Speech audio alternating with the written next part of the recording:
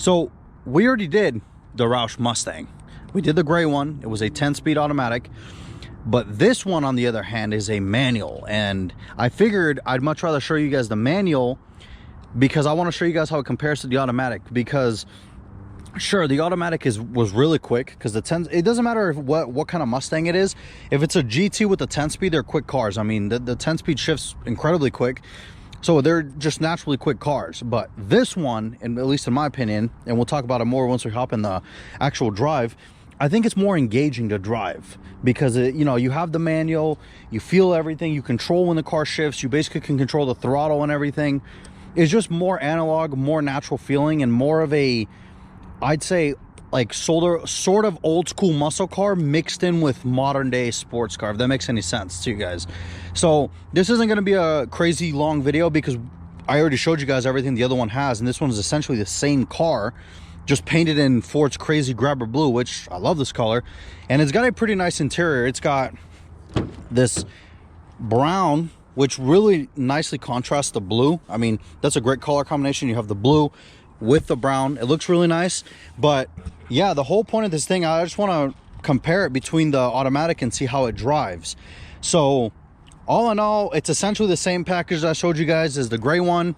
It's got the cooling upgrades that the other car does. It's not crazy, it doesn't have a supercharger or anything. But let's go ahead and hop in this thing. I'm gonna set up the GoPro and let's go ahead and take it out for a drive and just see how it compares to the other Roush Mustang. So setting off in the Roush manual Mustang.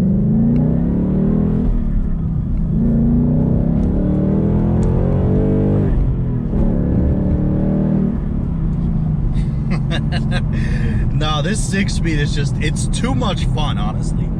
It can get you in a lot of trouble because you got to remember, even the stock Mustang GT it's a quick car. It's a lot of car for the money, man.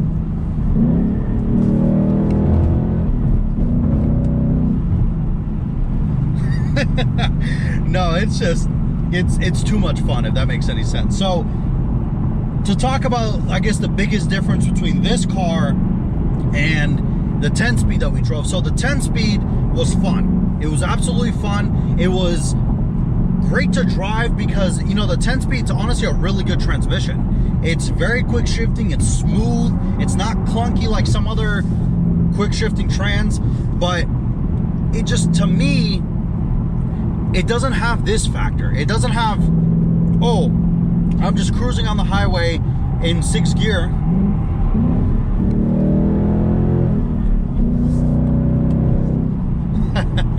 No, it's just, it honestly is so much fun. I mean, say what you will about, oh, it's just a regular Mustang. It's like, sure, but even though it's a regular Mustang, it drives differently.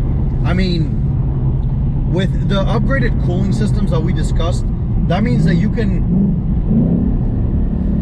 take this car to the track and you can consistently do laps or whatnot with it without really worrying much about the cooling aspect of it as you would in a regular one. Now, sure, a regular Mustang GT is just as nice performing as any other one, right? Of course, you know, once you start going up in the Shelbys and all that, it gets crazier, faster. But what I'm trying to say is this 6-speed, along with this kit from Roush, makes this thing so much fun to drive. I mean, it sounds great because you have that valved exhaust and you have the on-the-fly exhaust modes, which I showed you guys in the last car, which is this button right here. It's a little toggle switch. You just turn it. Like, for example, right now we're in track. So I just switched it to touring. And it's so much quieter. It automatically closes the baffles. It's crazy. It's that quick. I mean, yeah, the regular Mustang GT does have that mode as well. There's the toggle buttons up front where you can just flick them and it'll switch between the different modes and it'll get louder if you have the valve exhaust. But this one is just quick because all you have to do is just flick that little button. Of course, we're gonna leave it in track mode because why wouldn't we leave it in track mode? It's just so much funner to listen to. And of course, the Coyote V8 is just,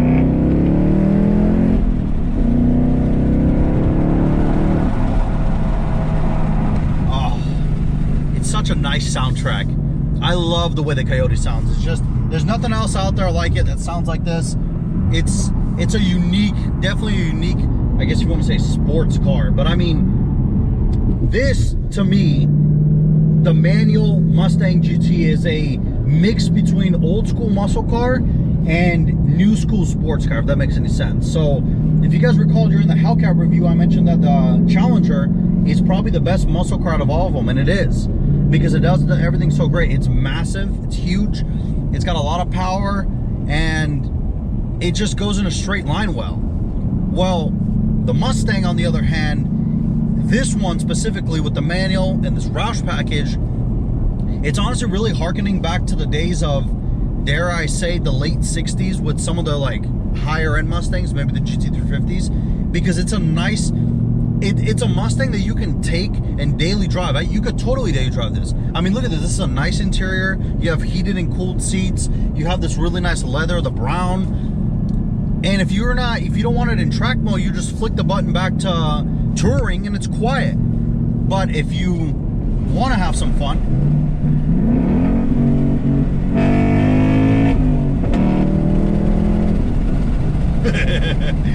it can do that. I mean, it's so much fun. For the price that these cars are at, you get a lot of car for the money. I mean, realistically, like, let's be honest here.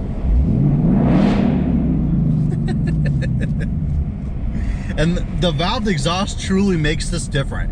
So in my opinion, I guess the best way to really put this car in perspective, what is this Roush Mustang? So how would I summarize? I guess the way my way of summarizing this Mustang, or this Roush package Mustang, because it's not a stage 3, it doesn't have all the crazy superchargers or anything. The way I would put this Mustang is, this is sort of a gentleman's car, if that makes any sense. I mean, maybe not so much because it's got the that crazy Grabber Blue, but it's got the nice interior. It is a manual, so if you want to have fun with it on the weekends, you can just take it out to some canyon back road and carve out the back roads, and then you have that beautiful soundtrack too. And then of course, like I told you guys, if you're just coming home from work one day, I'm sorry, that soundtrack is so good. But if you're coming home one day and you're just tired and you're like, I don't want to hear this car, it's just too loud, you just flick it in touring mode, and I'm literally giving a guess, you guys can barely hear. And I have the window down too, so it's very quiet, especially with the window closed.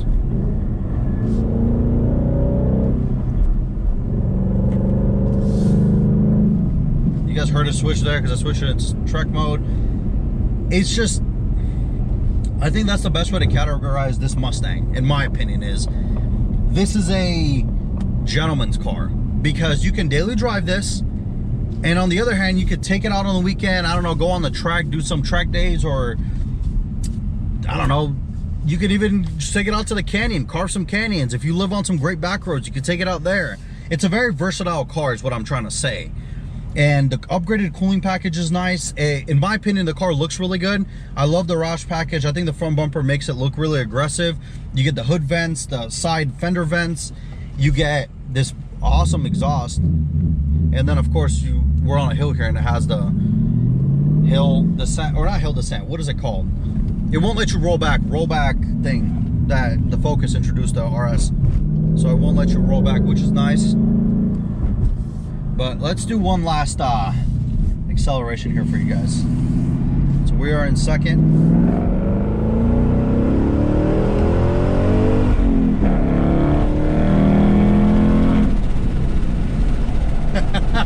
That was up to the speed limit. It's so much fun. I mean, you get honestly so much with this car. You get the looks. People are gonna wonder what it is because it doesn't look like a regular Mustang. But then at the end of the day, like I said, if you're just tired after work one day and you want to just cruise and chill, you just flick that exhaust button into touring mode, you throw it in 6th gear on the highway, and it's quiet and it's not crazy. It does the job of any other Mustang. So let me know, you guys. Let me know what you guys think. This one's of course a little bit shorter video because it was just mostly the main difference is the manual. We already talked about this car technically. So let me know what you guys think. Are you going for the 10-speed or for the manual? I want to know, because they're completely different cars. They really are. And people are like, oh, it's just a transmission, it's still a Mustang. Sure, but in my opinion, this transmission makes the car. If I was buying this, I would buy a manual. Now, of course, I'm not saying the 10-speed's not great. You guys have heard me say, I love that 10-speed. It's an amazing transmission, shifts quick, it's smooth, it's nice, and it's great for power. But it's just, it just doesn't have the feel of this one. And we're against the little wall right here. Let's just stop.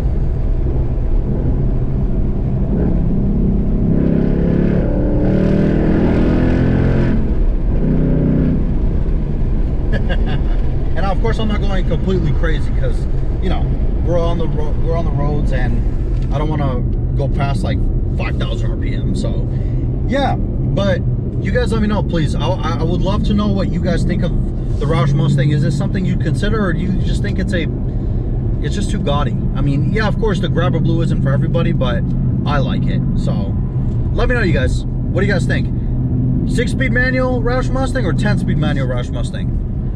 We can have a discussion in the comments. You guys take it easy.